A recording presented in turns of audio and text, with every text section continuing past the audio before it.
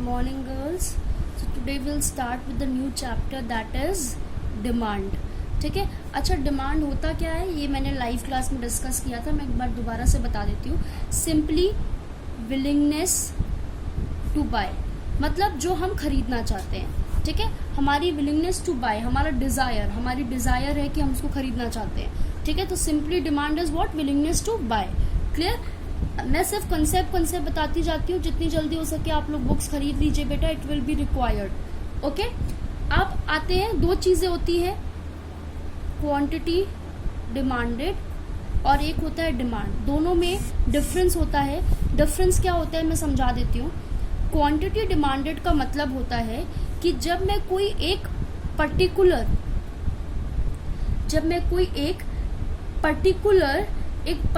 Specific quantity की बात कर रही हूँ एट अ स्पेसिफिक प्राइस. मतलब मैंने बात की, एक पेन मैंने खरीदा, एक पेन मैं खरीदना चाहती हूँ एट ₹10. ये मेरा क्या हुआ? Quantity demanded. क्यों? क्योंकि मैंने एक स्पेसिफिक क्वांटिटी की बात करी है at a specific price. Demand in general है. ठीक है, इन मतलब कि मैं डिफरेंट क्वांटिटीज खरीदना चाहती हूँ एट डिफरेंट प्राइजेस.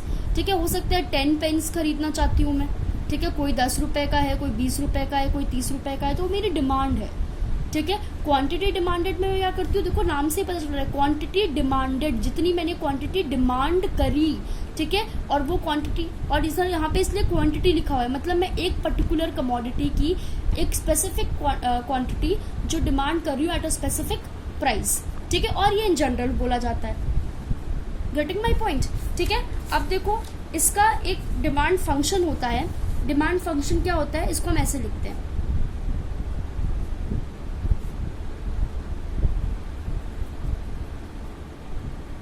ऐसे, that means demand of x. क्यों लिखा हुआ है? X means of a particular commodity.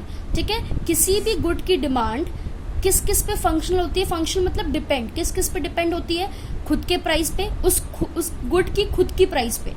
Price of related goods, income, taste and preference and other factors. ये सब हम अभी पढ़ेंगे आराम से.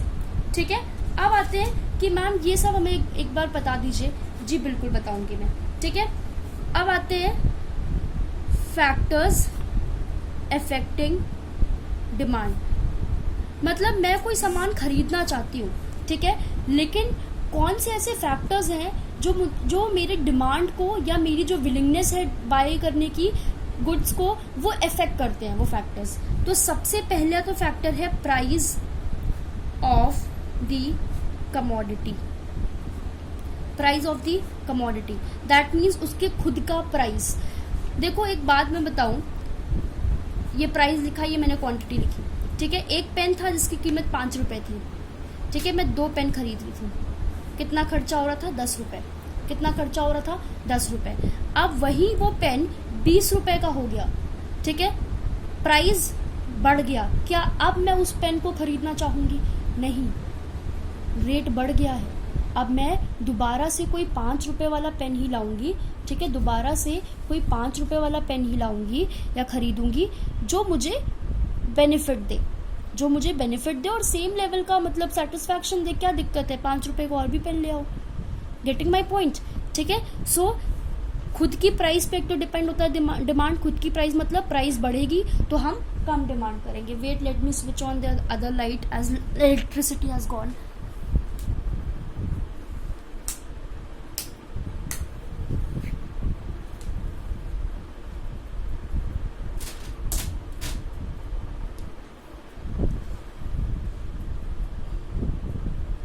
Okay, sorry for your inconvenience.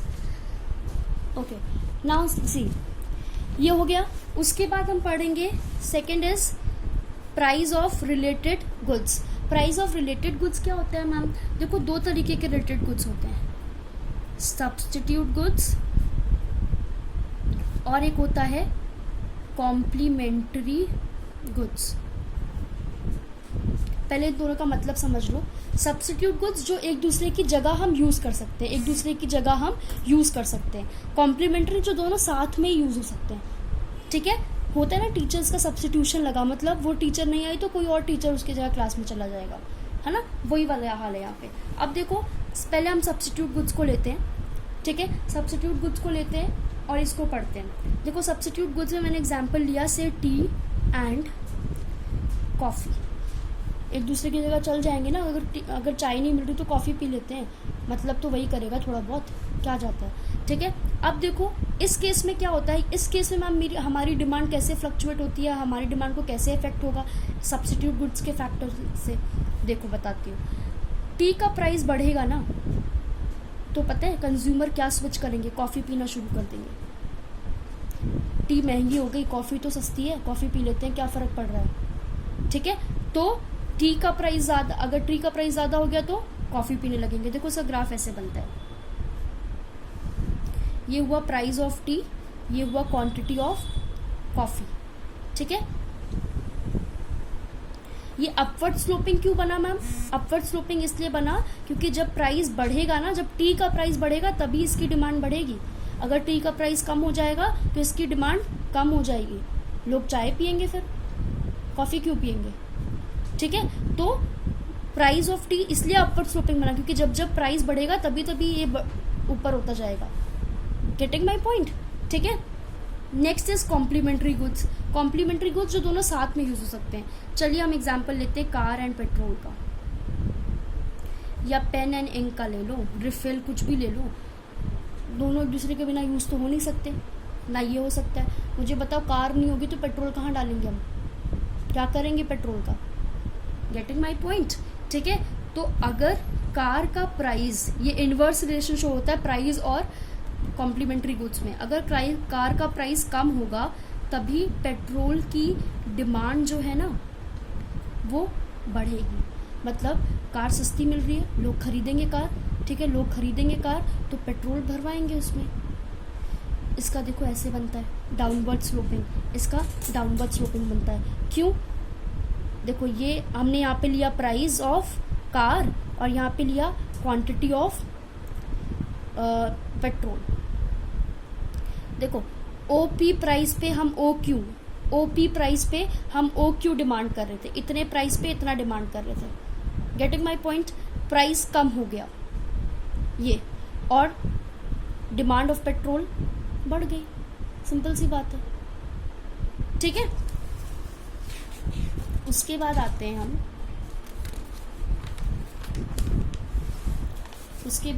हम, इनकम ऑफ द कंज्यूमर। देखो इनकम, जाहिर सी बात है, अगर किसी कंज्यूमर की इनकम बढ़ जाए ना तो उसकी डिमांड पे फ़र्क पड़ जाता है। ठीक है, डिमांड पे फ़र्क पड़ने का मतलब क्या है मैम? डिमांड पे फ़र्क पड़ने का मतलब ये है बेटा कि अगर मान लो कि उसकी इनकम ज़्यादा हो गई, ठीक है, इनकम बढ़ गई तो वो, अच्छा पहले मैं ये बता देती हूँ, इसमें 3 तरीके के गुड्स की बात करते हैं हम। एक बात करते हैं नॉर्मल गुड्स की, एक हम बात करते हैं गिवन गुड्स की, और एक हम बात करते हैं नेसेसिटी गुड्स की। ठीक है, इनकम के बढ़ने पर किसी की डिमांड कैसे इफेक्ट होती है वो हम इन 3 गुड्स को लेकर चलेंगे जो अपनी लाइफ में यूज़ करते हैं। नॉर्मल गुड्स वो गुड्स होते हैं जो हम नॉर्मली कंज्यूम करते हैं। ठीक है, जैसे आप क्लोथ्स ले लीजिए, फूड आइटम्स ले लीजिए, ये नॉर्मल गुड्स हैं। ठीक है, अब ये जो नॉर्मल गुड्स हैं ना, इन पे क्या इफेक्ट पड़ता है मैम? इन पे इफेक्ट ये पड़ता है कि जब इनकम इंक्रीज़ होगी ना तो इनकी डिमांड भी बढ़ जाएगी। कैसे? इनकम इंक्रीज़ हुई, चलो एक कोई ड्रेस और ऑनलाइन ऑर्डर कर देते हैं, इनकम बढ़ी है ना। ठीक है, तो इनकम बढ़ने से किसी भी कमोडिटी की डिमांड जो है बढ़ जाएगी in case of normal goods. आप इनकम देख रहे हो कैसे इफेक्ट कर रहा है आपकी डिमांड को। ठीक है, अभी तक शायद आप इतना डिमांड ना करना चाहते हो या ना खरीदना चाहते हो, या इतनी विलिंगनेस ना हो आपके अंदर, या इतना डिज़ायर ना हो कोई सामान खरीदने के लिए, लेकिन इनकम बढ़ेगी तो आपकी डिमांड देखो नॉर्मल गुड्स के लिए बढ़ जाएगी। गिवन गुड्स क्या होते हैं मैम? गिवन गुड्स वो गुड्स होते हैं जो लो क्वालिटी गुड्स माने जाते हैं। ठीक है, लो क्वालिटी गुड्स माने जाते हैं, जैसे बाजरा हो गया ना, ये सब चीज़ें जो होती हैं, ब्लैक एंड वाइट टीवी मान लो, ये सब लो क्वालिटी गुड्स माने जाते हैं। अब जैसे तुम्हारी इनकम बढ़ेगी, ठीक है, जैसी इनकम बढ़ेगी गिवन गुड्स की डिमांड क्या हो जाएगी? बढ़ जाएगी।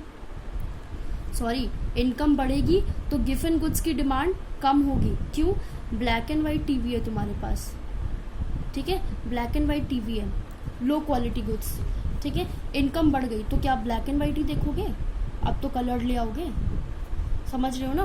तो गिवन गुड्स मतलब लो क्वालिटी गुड्स होते हैं। अब उसमें अगर तुम्हारी इनकम बढ़ेगी तो तुम अभी भी लो क्वालिटी क्यों खरीदोगे भैया, अब तो तुम लोग अच्छे खरीद सकते हो, ठीक है। नेसेसिटी, देखो नेसेसिटी गुड्स ऐसे गुड्स होते हैं जिनकी इनकम बढ़े या घटे उनकी डिमांड पे कोई फर्क नहीं पड़ता, उसको हम नेसेसिटी गुड्स बोलते हैं, ठीक है। जैसे कि सॉल्ट, मुझे बताओ इनकम बढ़ जाएगी तो क्या 2 पैकेट सब्जी में डाल दोगे?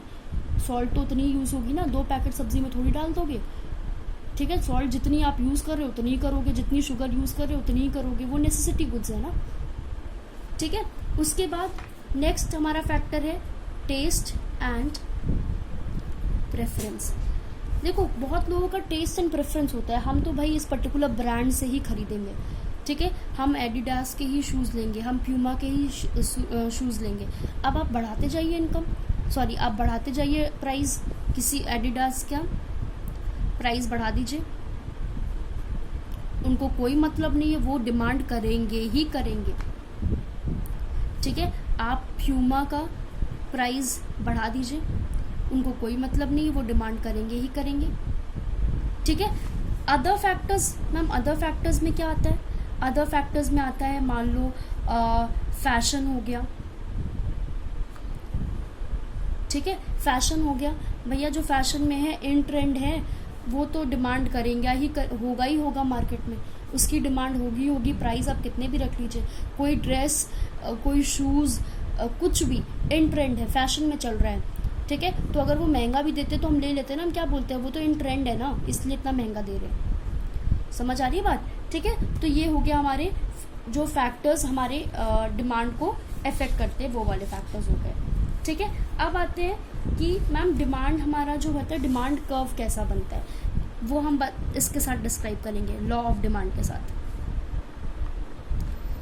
देखो लॉ ऑफ डिमांड क्या स्टेट करता है, लॉ ऑफ डिमांड आपका ये बोलता है कि इनवर्स रिलेशनशिप होता है बिटवीन प्राइस एंड डिमांड, ठीक है, बिटवीन प्राइस एंड डिमांड, ठीक है। मतलब कि जब जब किसी भी गुड का प्राइस बढ़ेगा उसकी डिमांड कम होगी, ये आपका क्या बताता है, लॉ ऑफ डिमांड यही बताता है, ठीक है। इसका ग्राफ ऐसे बनता है, डाउनवर्ड स्लोपिंग। कैसे, क्यों मैम, फिर से देख लो, ओपी प्राइस पे आप ओक्यू डिमांड कर रहे हो, ठीक है, ये आपकी डिमांड कब है, डाउनवर्ड स्लोपिंग, ठीक है।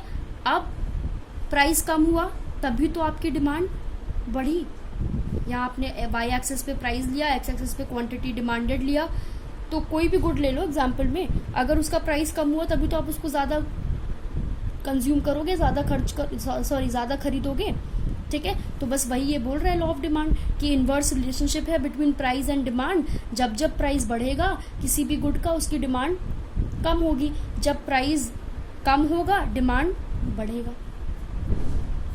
समझ आ रहा है बात, ठीक है। ये आपका हो गया लॉ ऑफ डिमांड, ठीक है। उसके बाद और लॉ ऑफ डिमांड क्या बोलता है कि कीपिंग अदर फैक्टर्स कांस्टेंट, मतलब बाकी सारे फैक्टर्स को कांस्टेंट रख दीजिए। बाकी सारे फैक्टर्स कौन से वाले, अभी हमने पढ़ा ना, price of related goods, income, other factors, ठीक है। ये सारे जो अदर फैक्टर्स हैं, ठीक है, वो सिर्फ लॉ ऑफ डिमांड किसका रिलेशन बताता है, सिर्फ प्राइस किसका रिलेशन बताता है, डिमांड के साथ, सिर्फ प्राइस का। बाकी वो जितने फैक्टर्स हमने पढ़े ना, price of related goods, income, taste and preference, other factors, वो बोल रहा है कि वो लॉ ऑफ डिमांड बोल रहा है कि वो सारे फैक्टर्स को कांस्टेंट रख दीजिए। मतलब कि लॉ ऑफ डिमांड तभी अप्लाई होगा जब वो सारी चीज़ें कांस्टेंट होंगी, मतलब उनमें कोई चेंज नहीं आया है, वरना लॉ ऑफ डिमांड अप्लाई नहीं होगा। कैसे मैम, अब मैं बोलूँ कि आपकी इनकम बढ़ गई तो आप बढ़ा दीजिए प्राइस, आप ज़्यादा खरीद लेंगे, फिर तो ये गलत हो गया ना। तभी वो बोल रहे हैं कि लॉ ऑफ डिमांड सिर्फ अप्लाई होता है तभी जब हम बाकी सारे फैक्टर्स को मान के चलते हैं कि उनमें कोई चेंज नहीं आया, वो कांस्टेंट है, तभी हमारा लॉ ऑफ डिमांड एप्लीकेबल है। और तभी लॉ ऑफ डिमांड ये बोलता है कि there is inverse relationship between price and demand, that means as price rises demand decreases and vice versa. Getting my point? ठीक है, एक शिफ्ट और रोटेशन वाला है इस चैप्टर में, ठीक है, वो मैं आपको भेज दूंगी वीडियो,